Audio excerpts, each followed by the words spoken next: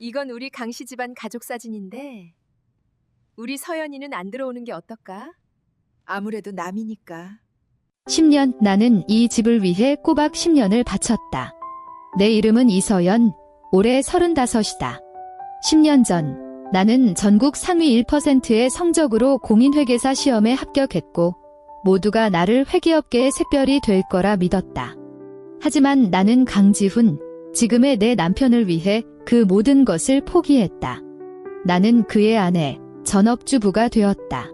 나는 그를 광화문 오피스가에 눈에 띄지 않는 작은 사원에서 프로젝트팀 최연소 팀장의 자리까지 올려놓았다. 나는 그것이 우리 공동의 성취이자 우리 사랑의 결실이라 믿었다. 오늘 시동생의 서울대학교 합격을 축하하는 가족 모임이 있기 전까지는 내가 틀렸다. 아주 제대로 틀려먹었다. 거실은 환한 불빛과 지붕을 들썩이게 할 듯한 친척들의 웃음소리로 가득했다. 어머님은 아껴두었던 인삼주를 꺼내셨고 남편 강지훈은 승전고를 올리고 돌아온 장군처럼 사람들 중심에 둘러싸여 있었다. 나는 마지막 해물파전을 부엌에서 막 부쳐내온 참이었다. 이마에는 뜨거운 김이 송골송골 맺혀 있었고 앞치마에는 기름때가 얼룩져 있었다. 자자, 다들 이리 모여봐. 우리 지훈이네 오늘 겹경사인데 가족사진 한 장 박아야지. 어머님의 우렁찬 목소리가 울려 퍼졌다. 사람들이 왁자지껄 자리를 잡기 시작했다. 나는 앞치마를 풀고 헝클어진 머리를 정리하며 습관처럼 지훈의 곁으로 다가갔다. 내 손이 그의 팔에 닿으려는 순간 금반지를 낀 어머님의 손이 쑥 들어오더니 가볍지만 단호하게 나를 옆으로 밀어냈다. 어머님은 내가 가장 익숙하게 봐왔던 농담 반 진담 반의 미소를 얼굴에 건 채 만져한 친척들을 향해 말했다. 아이고, 이건 우리 강씨 집안 식구들끼리 찍는 사진인데 우리 서연이는 빠져야겠지? 어쨌든 남이잖니. 순간 공기가 얼어붙었다. 시간이 슬로우 모션처럼 흘렀다. 셋째 숙모님의 눈에 스치는 고소하다는 듯한 눈빛, 아가씨가 필사적으로 참는 비웃음 소리, 그리고 모든 사람의 시선이 수만 개의 작은 바늘이 되어 내 온몸을 촘촘히 찌르는 감각까지 선명했다. 나는 그 자리에 못 박힌 듯 굳어버렸다. 온몸에 피가 머리로 쏠려 윙윙거리는 것 같았다. 나는 강지훈을, 내가 10년을 사랑하고 10년을 헌신한 내 남편을 쳐다보았다. 그가 단 한 번의 눈짓이라도 엄마, 무슨 말씀이세요? 혹은 서연아, 얼른 이리 와라는 단 한마디라도 해주기를 간절히 바랐다. 하지만 그는 그러지 않았다. 그는 나를 재빨리 훑어보더니 뜨거운 것에 댄 사람처럼 황급히 시선을 피했다. 그리고 어색하게 헛기침을 한 번 하더니 카메라를 향해 굳은 미소를 지어 보였다. 그 순간 나는 내 마음속 무언가가 완전히 박살나는 소리를 들었다. 맑고 단호한 소리였다. 그 사진 속에서 어머님은 정중앙에 앉아 계셨고 지훈과 아버님, 그리고 시동생이 의기양양하게 그 뒤에 서 있었다. 그들은 마치 이 집에 내가 존재한 적도 없다는 듯이 환하게 웃고 있었다. 그리고 나, 이서연은 마치 잠시 이를 도우러 온 시간제 가사도우미처럼 가족이라는 이름의 액자 밖으로 완벽히 밀려나 있었다. 파티가 끝나고 나는 말없이 난장판이 된 식탁을 치웠다. 지훈이 술기운이 오른 채 다가와 웅얼거렸다. 서연아, 우리 엄마 그냥 농담한 거잖아. 마음에 담아두지 마. 연세도 있으시니 그냥 하시는 말씀이지. 또 그 소리. 10년 동안 귀에 못이 박이도록 들었던 말. 어머님이 제사 준비를 전부 내게 떠넘기고 노인대학에 탱고를 추러 가셨을 때도 그는 우리 엄마 연세도 있으시니 내가 좀 이해해라고 말했다. 어머님이 친척들 앞에서 내가 담근 김치가 당신 것보다 맛없다고 타박했을 때도 그는 우리 엄마 원래 말이 좀 거칠어서 그렇지 악의는 없어 라고 말했다. 나는 그게 효심인 줄 알았다. 이제야 깨달았다. 그건 효심이 아니라 방임이었고 암묵적인 동의였다. 그 역시 어머님과 똑같이 나 이서연을 결국 남이라고 생각하고 있다는 증거였다. 머릿속에서 여러 장면들이 멋대로 스쳐 지나갔다. 1년 전 지훈이 팀장으로 승진하기 위해 반드시 따내야 하는 중요한 프로젝트가 있었다. 그 프로젝트 보고서에는 지극히 복잡한 데이터 분석과 재무 모델 구축이 필요했다. 그는 머리를 싸매고 일주일 내내 죽을 상을 하고 있었다. 그때 그가 사회 물정 모른다고 비웃던 전업주부인 내가 거의 10년간 묵혀두었던 내 전문 지식을 다시 꺼내 들었다. 나는 먼지 쌓인 회계학 전공 서적을 펼쳐들고 사흘 밤낮을 꼬박 세웠다. 거실 불빛 아래 오직 내 키보드 소리와 커피 머신 소리만이 울려 퍼졌다. 나는 그를 위해 수백 페이지에 달하는 경쟁사 자료를 정리했고 나 자신도 감탄할 만큼 완벽한 재무 예측 모델을 구축했으며 마침내 이사회 전체를 감탄시킨 그 PPT를 만들어냈다. 성공 축하 회식이 있던 날, 그는 얼굴이 벌개져서 돌아왔다. 그는 술잔을 들고 그의 상사에게, 동료에게, 회사에게, 심지어 구내식당 아주머니께도 감사 인사를 잊지 않았다. 오직 내 이름만 빼고. 나는 집에서 밤늦게까지 그를 기다렸다. 그리고 돌아온 것은 여보, 우리 해냈어. 라고 외치는 술 취한 남자뿐이었다. 그가 말하는 줄이라는 단어가 얼마나 비참하게 들렸는지. 나의 공로는 그렇게 그의 눈부신 후광 속으로 소리 소문 없이 증발해버렸다. 내 생일은 그는 단 한 번도 기억한 적이 없다. 한 번은 내가 넌지시 떠봤지만 그는 그제야 아차 싶다는 표정을 짓더니 지갑에서 지폐 몇 장을 꺼내 쥐어주며 말했다. 가서 마음에 드는 옷이나 한 벌 사 입어. 그 무심한 태도는 마치 주인에게 상을 바라는 하인을 대하는 것만 같았다. 하지만 어머님과 시동생의 생일은 한 달 전부터 정성껏 선물을 준비했다. 어머님께는 최신형 안마의자를, 시동생에게는 한정판 운동화를. 매번 그는 내게 자랑스럽게 선물을 보여주었다. 마치 이봐, 이 사람들이 내 진짜 가족이야라고 말하는 것처럼. 나는 무감각하게 설거지를 했다. 차가운 물이 내 손끝을 스쳐 지나갔다. 10년 나는 따뜻한 물속의 개구리처럼 서서히 죽어가고 있었다. 마침내 물이 끓어오른 오늘, 나는 뜨거움에 정신을 차렸다. 나는 울지도 소리치지도 않았다. 그저 묵묵히 손을 닦고 방으로 돌아와 휴대폰을 켰다. 그리고 다음 날 아침 가장 빠른 친정으로 가는 KTX 표를 예매했다. 숨막히는 이곳을 단 하루라도 벗어나야 했다. 다음 날 아침, 작은 캐리어를 끌고 집을 나서려는데 아침 운동을 마치고 돌아온 어머님이 내 모습을 보고는 경악한 표정을 지었다. 그녀는 내게 어디를 가는지, 무슨 일이 있었는지 묻지 않았다. 대신 너무나 당연하다는 듯이 따지는 말투로 쏘아붙였다. 어머 얘, 너 지금 어딜 가니? 내가 가버리면 점심은 누가 해? 지훈이랑 도련님 밥 먹어야 하는데. 나는 걸음을 멈추고 고개를 돌려 그 뻔뻔한 얼굴을 마주 보았다. 웃음이 났다. 10년간의 서러움, 분노, 찢어진 마음이 그 순간 차갑고 서늘한 실소로 터져나왔다. 결국 나 이서연의 10년이라는 청춘, 10년의 헌신, 공인회계사라는 창창한 미래를 포기하고 기꺼이 이 집의 부엌대기가 된 나의 최종 가치는 그들 눈에 고작 하루 세 끼 밥값과 동급이었던 것이다. 좋아. 내가 고작 밥하는 사람이었다면? 그렇다면 이제 똑똑히 보여주마. 재물을 알고 계산의 밝은 주방장이 20년치의 비싼 밥값을 어떻게 한 푼 한 푼 받아내는지. 기차역 입구에서 지훈이 헐레벌떡 달려와 내 팔목을 거칠게 붙잡았다. 그의 얼굴은 초조함으로 가득했지만 그 안에서 나에 대한 미안함이나 안쓰러움은 한치도 찾아볼 수 없었다. 이서연, 너 지금 무슨 심술이야? 엄마가 한 말 한마디 때문에? 내가 다 설명했잖아. 연세가 많으셔서 그런 거라고. 내가 며느리로서 좀 이해해주면 안 되는 거야? 꼭 이렇게까지 해야겠어? 그의 목소리는 짜증 섞인 질책으로 가득했다. 마치 내가 철없는 사람인 것처럼. 나는 조용히 그를 바라보았다. 한때 내 인생을 전부 맡길 수 있다고 믿었던 남자를. 그의 말은 녹슨 무딘 칼이 되어 이미 너덜너덜해진 내 심장을 몇 번이고 다시 후벼 팠다. 하지만 나는 과거처럼 악을 쓰며 따지지도 눈물 한 방울 흘리지도 않았다. 내 심장은 어제 가족 사진을 찍던 그 순간 이미 죽어버렸다. 죽은 사람은 고통을 느끼지 못한다. 나는 천천히 내 손을 빼내며 그가 한 번도 본 적 없는 순종적이면서도 어딘가 뉘우치는 듯한 미소를 지었다. 미안해요, 여보. 내가 너무 예민했나 봐. 우리 집으로 가요. 지훈은 잠시 멍한 표정이었다.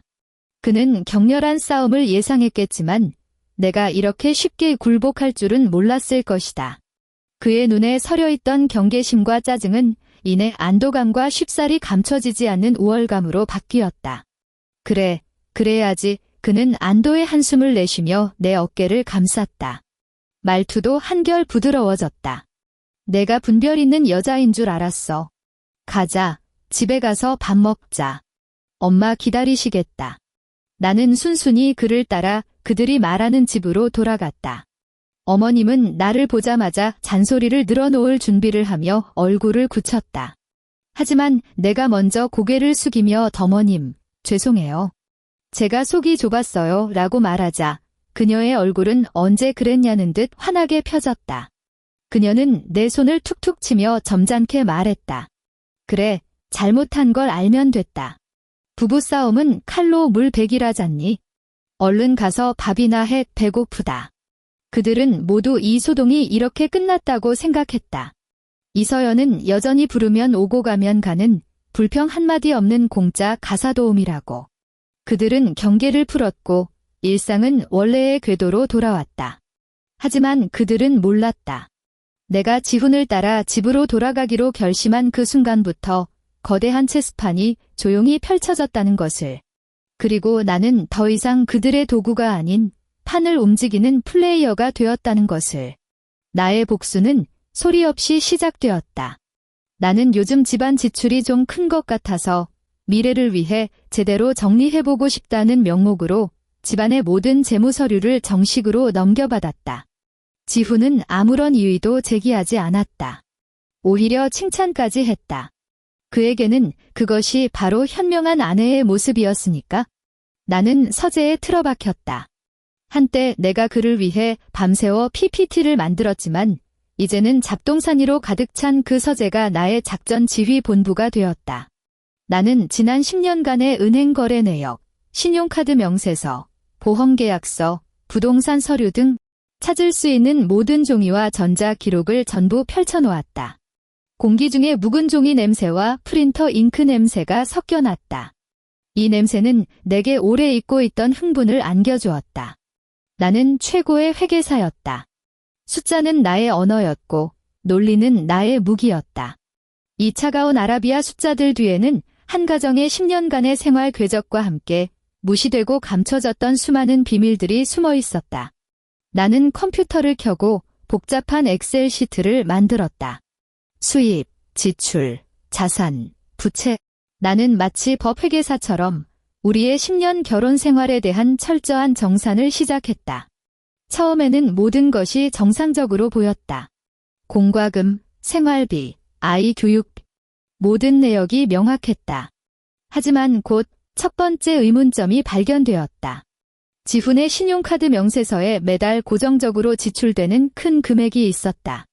수신처는 델리시안이라는 이름의 고급 피트니스 클럽이었다. 금액은 매달 80만 원의 최고급 퍼스널 트레이닝 비용이었다. 하지만 지훈은 집 앞 쓰레기 버리러 가는 것조차 귀찮아하는 남자였다. 그런 그가 헬스클럽에 다닐 리가 없었다. 그의 술배가 가장 확실한 증거였다. 심장이 쿵 내려앉았다. 끔찍한 예감이 머릿속을 스쳤다. 나는 내색하지 않았다. 다음 날 평소처럼 그를 출근시킨 후 나는 그가 현관 수납장 위에 무심코 던져둔 차 키를 집어들었다. 그의 차는 검은색 현대 그랜저였다. 그는 블랙박스 메모리 카드를 절대 지우지 않는 습관이 있었다. 나 같은 가정주부는 이런 전자기기를 전혀 모를 거라고 생각했기 때문이다. 나는 메모리 카드를 꺼내 컴퓨터에 삽입했다. 화면에 수많은 동영상 파일이 나타났다. 나는 심호흡을 하고 최근 한 달치 기록을 클릭했다. 영상이 재생되었다. 익숙한 거리, 익숙한 음악, 그리고 이내 상냥하고 애교 섞인 여자의 목소리가 들려왔다. 지훈 팀장님, 오늘 정말 감사했어요. 또 집까지 데려다 주시고. 젊고 아름다운 여자가 조수석에 앉아 있었다. 화장은 정교했고 미소는 싱그러웠다. 나는 그녀를 알아봤다. 지훈의 회사 마케팅팀의 새로운 인턴, 최유라였다. 지난번 회사 송년회에서 본 적이 있었다. 뭘 이런 걸 가지고. 지훈의 목소리에는 내가 한 번도 들어본 적 없는 다정함과 과시욕이 섞여 있었다. 나만 믿고 따라와. 앞으로 좋은 일 많을 거야. 이어지는 대화는 나를 얼음 구덩이 속으로 쳐박았다. 팀장님, 사모님 정말 대단하시다면서요? 예전에 공인회계사셨다고. 최유라의 목소리에는 호기심이 묻어났다. 지훈이 피식, 비웃었다. 그 웃음소리에는 경멸이 가득했다. 무슨 회계사. 다 옛날 얘기지. 지금은 그냥 집에서 밥이나 하고 애나 보는 아줌마야? 걔가 뭘 알겠어? 머리 굳은 지 오래야? 어머, 어떻게 아내분한테 그렇게 말씀하세요? 사실을 말하는 거지? 걔 꼴 좀 봐. 맨날 부엌대기처럼 구는 데다 몸에서 김치 냄새나 나는 것 같아. 너처럼 젊고 예쁘고 커리어 욕심 있는 여자랑은 비교가 안 되지. 에이, 팀장님도 참.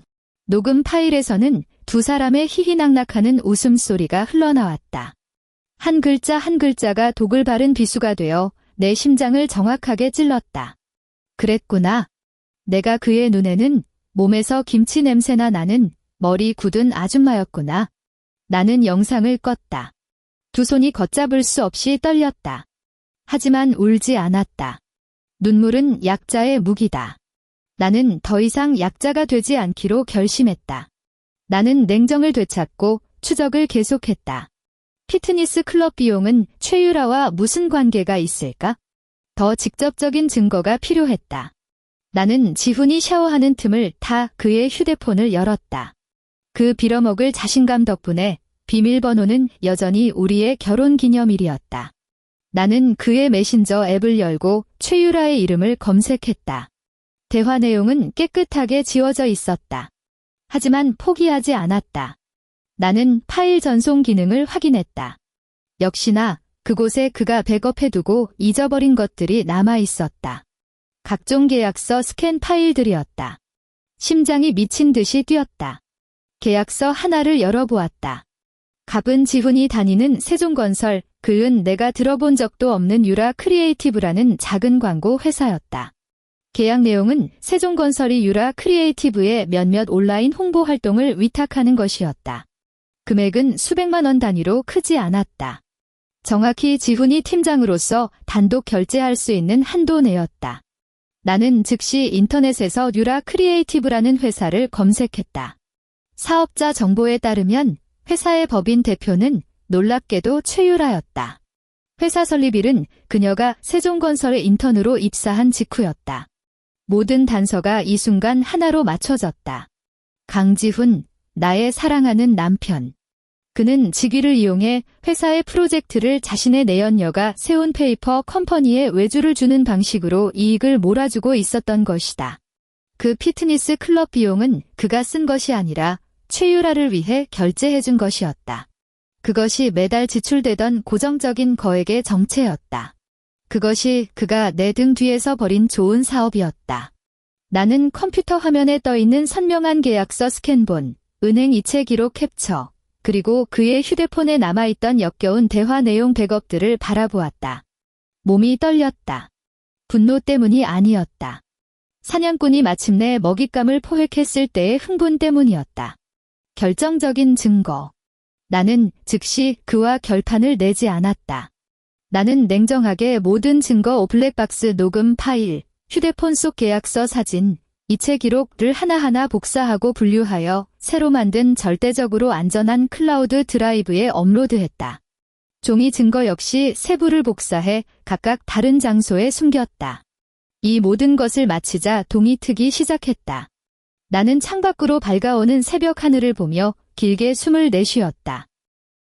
강지훈, 당신과 당신의 가족들은 나를 공짜 주방장 취급했지. 그렇다면 이제 내가 직접 요리한 최후의 만찬이 식탁에 오를 시간이다. 일주일 후, 나는 단정하게 차려입고 상냥한 미소를 지으며 각각 친정과 시댁에 전화를 걸었다. 엄마, 아빠. 지난번에 제가 철없이 굴어서 지훈 씨랑 좀 다퉜는데 걱정 끼쳐드려 죄송해요. 이번 주말에 집에 양가 부모님 모시고 식사 대접하고 싶어요.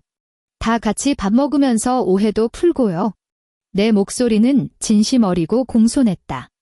양가 부모님 모두 흔쾌히 동의하셨다. 어머님은 전화기 너머로 특별히 당부까지 하셨다. 그래, 그래야지. 부부싸움은 칼로 물베기라잖니. 지훈이가 좋아하는 음식으로 몇 가지 더 신경 써서 하렴.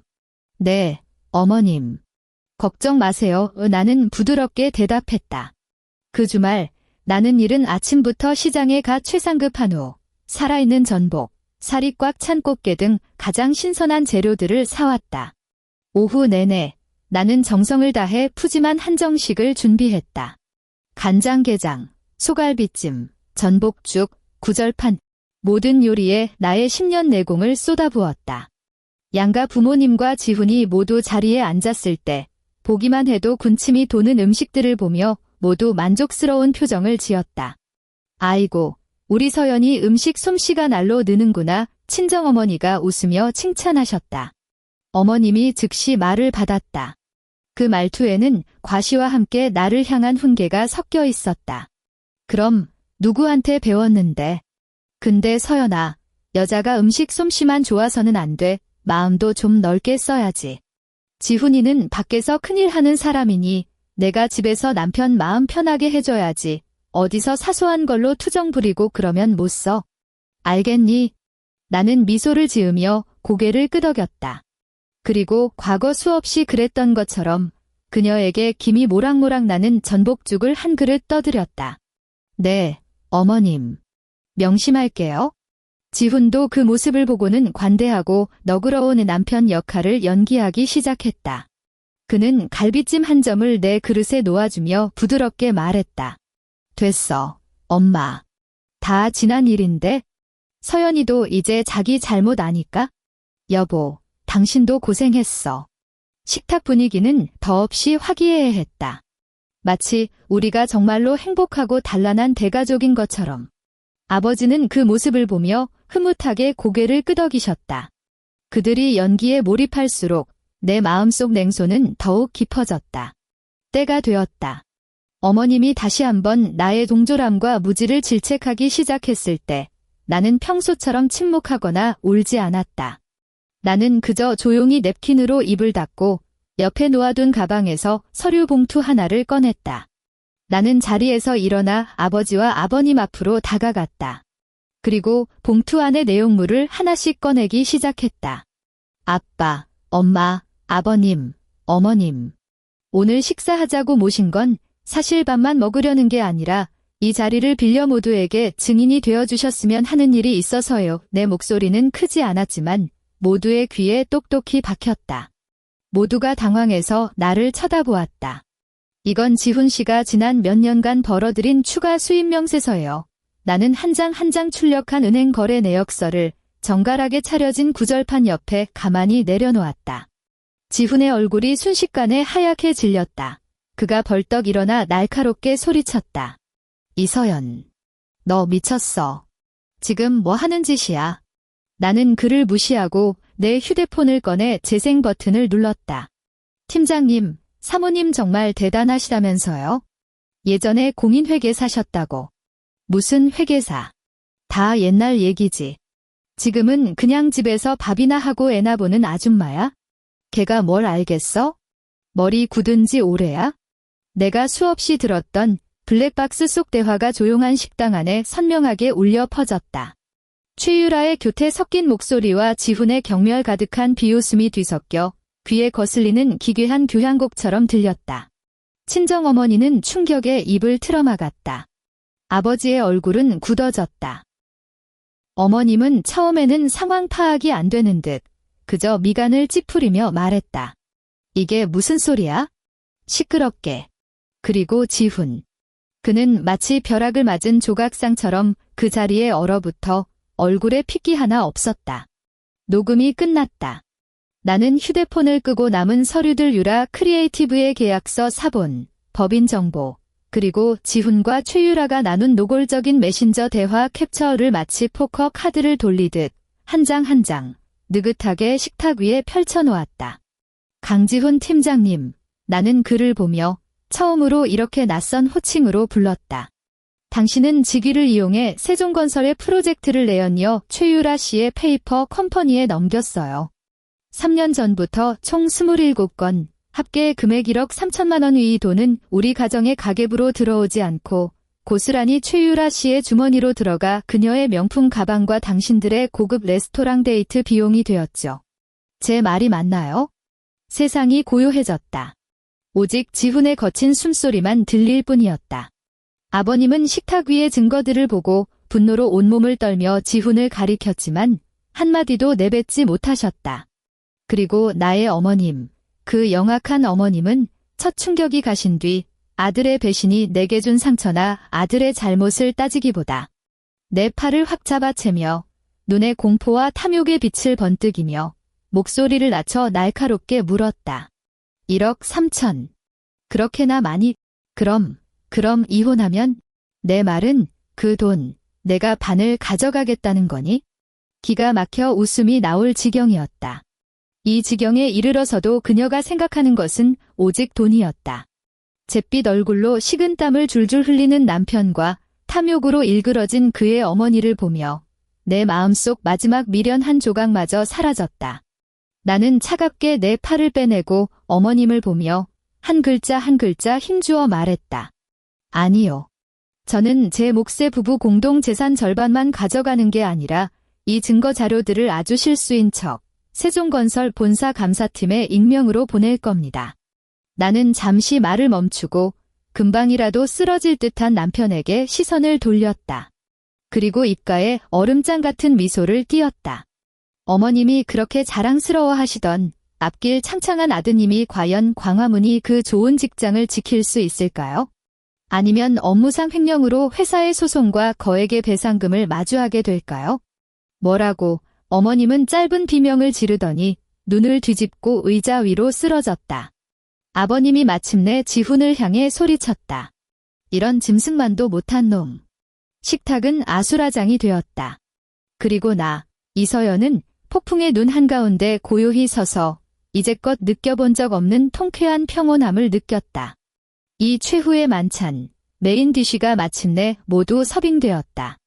그 최후의 만찬 이후 강지훈의 세계는 돌이킬 수 없는 속도로 완벽하게 무너져 내렸다.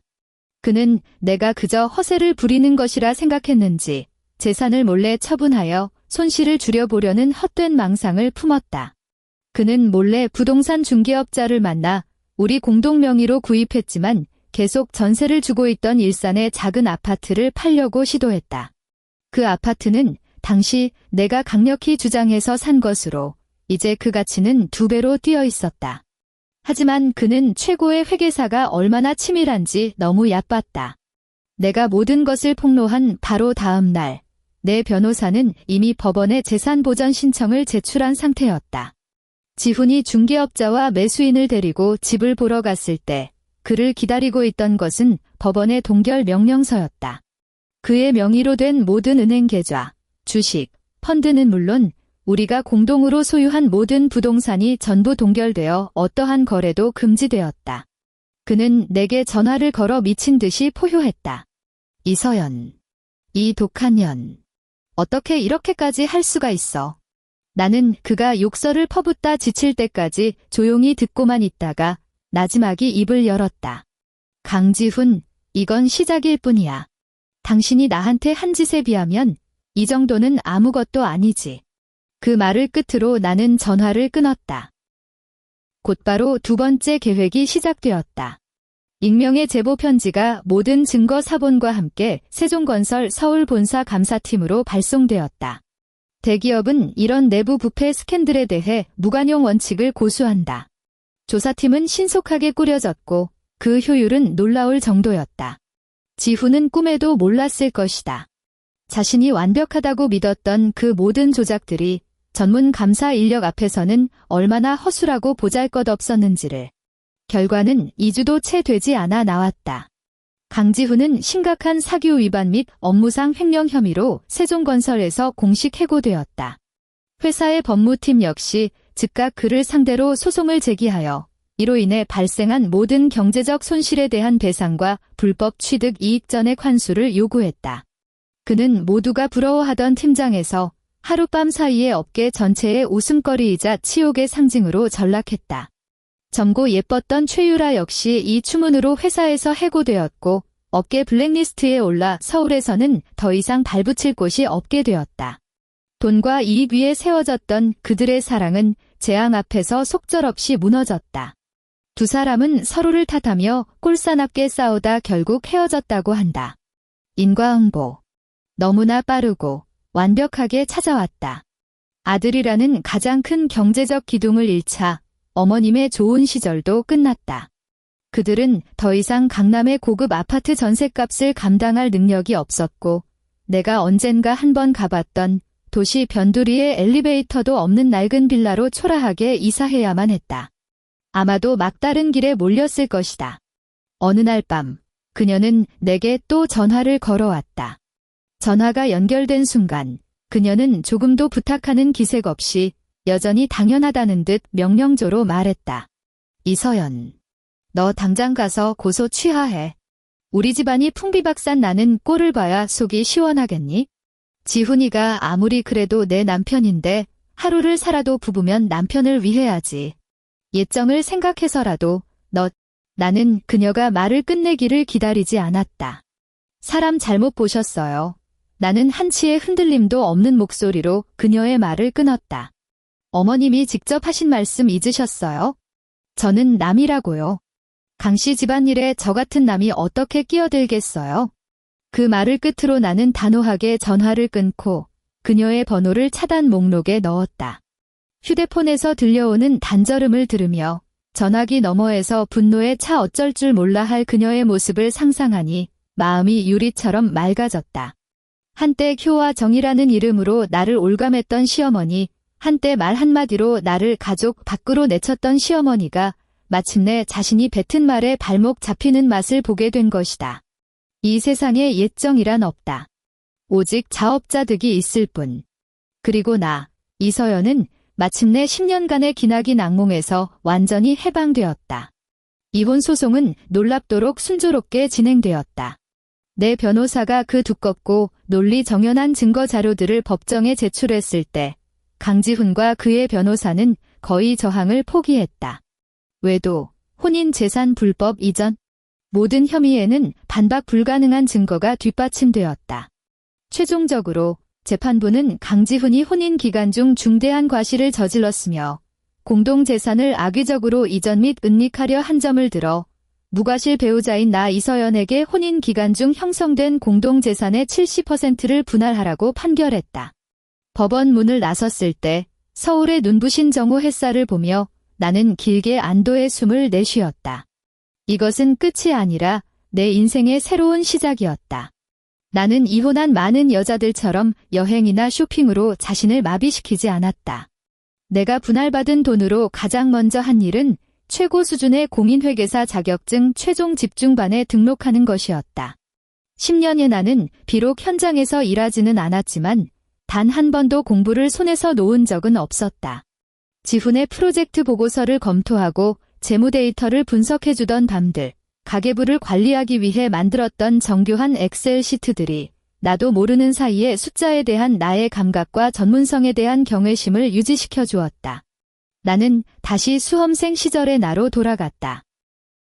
매일 아침 도서관에 자리를 잡고 하루 종일 앉아 있었다. 주위에는 젊은 얼굴들이 가득했다. 그들은 아마도 이 나이 많은 수험생을 신기하게 쳐다봤을 것이다. 하지만 나는 신경 쓰지 않았다. 나는 그들 중 누구보다도 내가 무엇을 위해 싸우고 있는지 명확히 알고 있었다. 반년 후 결과가 발표되었다. 나는 컴퓨터 화면에 뜬 합격이라는 두 글자를 보며 상상했던 환희 대신 모든 것이 제자리를 찾은 듯한 평온함을 느꼈다. 나, 이서연이 돌아왔다. 부엌의 기름 연기 속에 묻혀있던 공인회계사가 그녀의 자격과 존엄을 되찾았다. 나는 곧바로 대학 시절 가장 친했던 친구에게 연락했다. 그녀 역시 계속 회계법인에서 일하고 있었다. 우리는 의기투합했고 내가 가진 자금에 그녀의 오랜 경력과 인맥을 더해 마포구에 작은 회계사무소를 차렸다. 사무실을 연 날 흔한 꽃다발이나 축하 파티는 없었다. 오직 나와 친구, 단둘이서 작은 사무실에서 종이컵을 부딪혔을 뿐이다. 서연아, 돌아온 걸 환영해. 친구가 웃으며 말했다. 응, 나 돌아왔어. 나는 웃으며 대답했다. 눈가가 조금 뜨거워졌다. 창업의 길은 상상보다 훨씬 험난했다. 하지만 나는 두렵지 않았다. 숨막히는 그 집에서 이름 없는 며느리로 사는 것에 비하면 지금 내 사업을 위해 뛰어다니는 매 순간이 비교할 수 없이 충만하고 자유로웠다. 나의 전문적인 업무 능력, 디테일에 대한 집착에 가까운 완벽주의, 그리고 지옥에서 기어나온 듯한 강인함은 업계에서 금세 좋은 평판을 얻게 해주었다. 고객들은 모두 네 회계사님은 전문적일 뿐만 아니라 사람을 정말 믿음직하게 만든다고 말했다. 1년 후 어느 날 오후, 우리 사무소는 마침내 설립 이래 가장 큰 프로젝트를 수주했다. 계약을 마치고 고객을 배웅한 후 친구가 신이 나서 축하 파티를 하자고 제안했다. 나는 웃으며 고개를 저었다. 오늘은 안 돼. 나 혼자 좀 있고 싶어. 나는 내 새 사무실로 돌아왔다. 사무실은 크지 않았지만 창문은 밝고 깨끗했으며 블라인드 사이로 들어온 햇살이 바닥에 아름다운 그림자를 만들고 있었다. 나는 통유리창 앞으로 다가가 아래에 붐비는 거리와 멀리 보이는 빌딩 숲을 바라보았다. 이 도시는 한때 나의 추락을 목격했지만 이제 나의 부활을 목격하고 있었다. 나는 휴대폰을 꺼내 전면 카메라를 켜고 내 얼굴을 찍었다. 사진 속에는 화려한 배경도 정교한 화장도 없었다. 단지 단정한 오피스룩을 입고 머리를 깔끔하게 올린 한 여자가 있을 뿐이었다. 그녀의 얼굴에 어린 잔주름은 세월의 흔적을 기록하고 있었지만 그녀의 눈빛은 내가 이제껏 단 한 번도 가져보지 못했던 확고함과 여유, 그리고 찬란함으로 빛나고 있었다. 나는 이 사진을 새로 만든 SNS 계정에 올렸다. 나의 첫 게시물이었다. 나는 이 사진에 짧은 문장 하나를 덧붙였다. 나의 새로운 가족 사진, 구성원, 이서연. 위치, 센터, 엔드.